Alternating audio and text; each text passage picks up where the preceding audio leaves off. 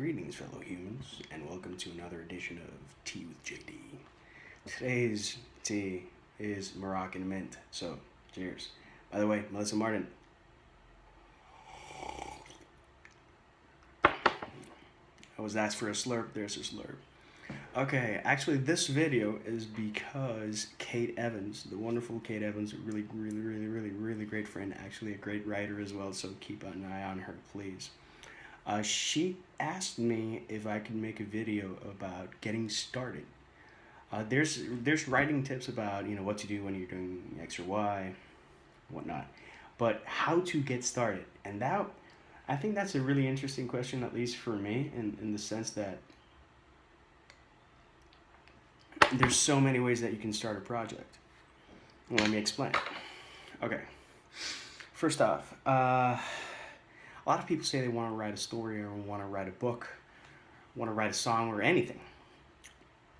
And the thing is that the first thing you have to understand is that inspiration is a flash in the pan and it's lightning.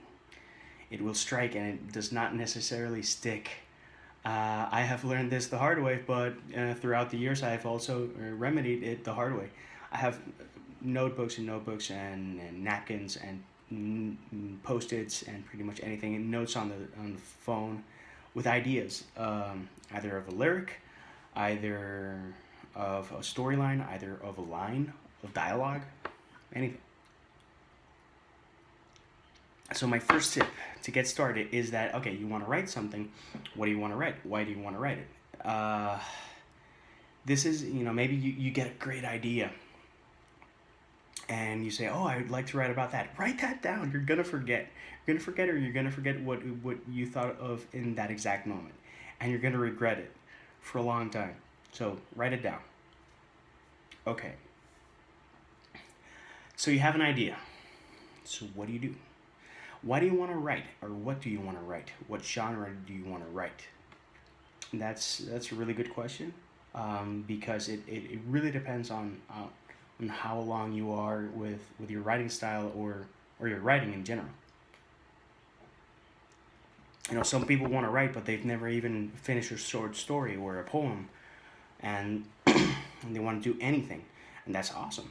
The thing is that main thing is to maintain that enthusiasm. You're gonna need it. But to get started, grab a capture tool, whatever capture tool is your preference. I prefer notebooks. I prefer notebooks with pencil for poetry, with pens for jotting down notes and for stories, red ink for prose, blue ink for essays. I have various things that put me in the mindset. Try to find out what gets you in the mindset to write. Okay, so you got your idea. Let's say instead of a novel, which is a pretty hefty undertaking, let's say a short story, which is actually harder to write than a novel, and I'll get to that in another video. But since it's shorter, okay, you have a topic, you have an idea. You should have some reference points just to know where you're gonna go. You don't have to have the A and the Z, but you have to have letters of the alphabet of your story so that you don't get completely lost, or that you can kind of guide yourself. The more points, the better it is. Although my firm recommendation is to have those points, but it's not law. It's not a mandate that you have to follow those points. So don't necessarily follow those points, but have them. Have an idea what your story looks like. A lot of people have great ideas and they just spit them in a piece of paper, in a Word document, and they really need to organize it. I've talked with a couple of people that have great snippets of ideas, but it's not a concept. Okay, think of it that way. It's an idea, but it's not a concept. How can you take an idea and develop it into a concept? It's basically adding beef to an idea. And there's plenty of ways to do it. The more you read, the more you write, the more you explore what you want to do, the easier it's going to be. But I can honestly guarantee that the hardest thing in any type of writing is the first sentence. If you can get past that one, it's actually quite the mountain in many a case, because that's what's going to set you off. If you can get through the first sentence and that first paragraph and that first page, oh God, everything's going to flow. Because you will see that page and you will have an idea where you want to go, or how it started. So, taking that into account, how can you flesh out your idea? How many characters are there going to be? There's different ways. You can explore characters. You want X, Y, Z, alpha, gamma characters. You want X amount of characters. Why do you want them? What's going to be their role? Are they going to be secondary? Are they going to be primary? They're going to be integral to the plot. Just try to get to know them. Why they're going to do the action or the idea. And by fleshing them out, you'll actually be able to get more in tune with your story. All of this is about getting the story out of you. It's inside you. That's a fact. There is a story inside you. It could be a short story, it could be a longer story, it could be a novella, or it could be a novel, or it could be a series. I don't know. You don't know. But it's there. And it is quite possible.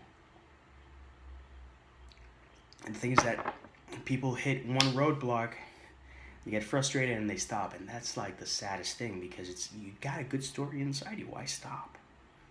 Is it gonna take one roadblock to? No. If you're driving and you see one roadblock, what do? You turn around and you look for an alternate route. And the same goes with the story.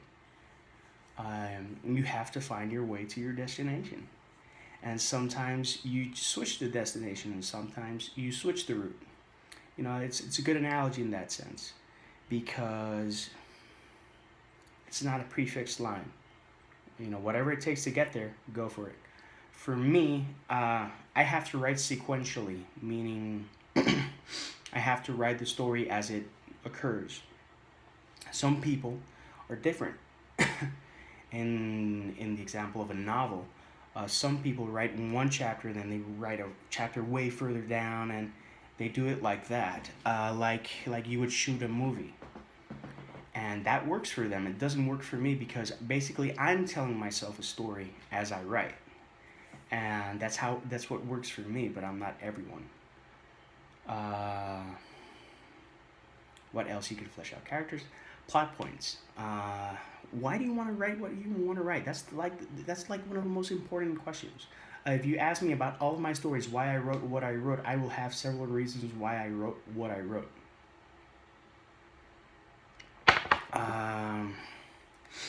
For a novel, I would recommend a bit more structure, depending on how complex you want to make your novel.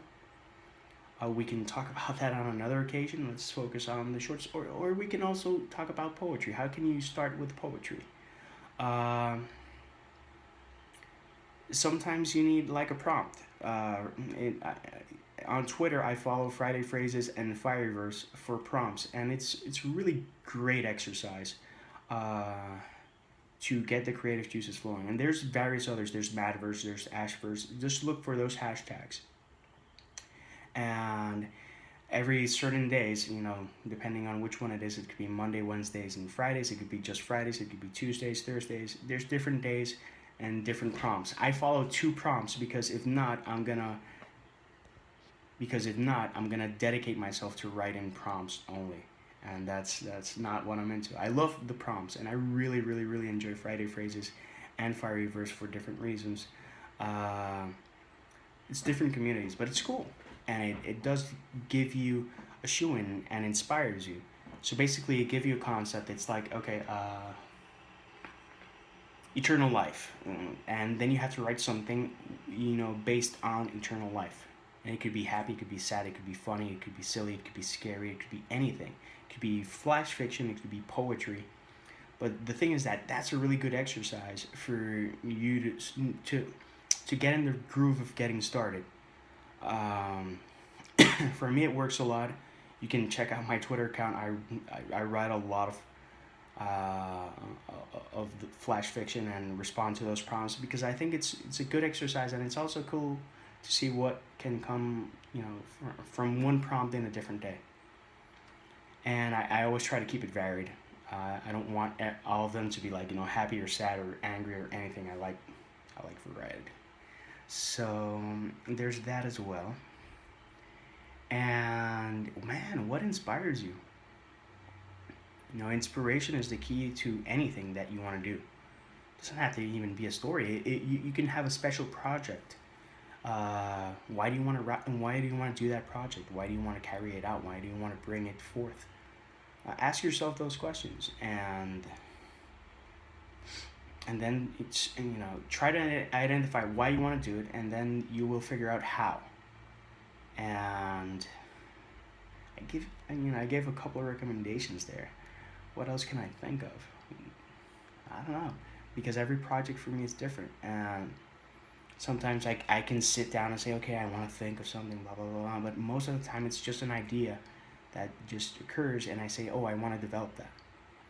That happens a lot, and I try to act on that. So if you have a really great idea, try acting out on it. Capture it. Keep napkins, keep notebooks, use your phone, use anything. But the main thing is capture tools to capture ideas, see how you can flesh it out, uh, develop it as best as you can, and depending on the complexity, you can either do extensive plot points or just whatever works for you. The thing is that don't be deterred, and man, show us your stories. Anyways, that's about it. If you have any other question, by all means ask. If you have another topic you think it would be cool to explore, by all means let me know. And for now, peace, love, and maki rolls.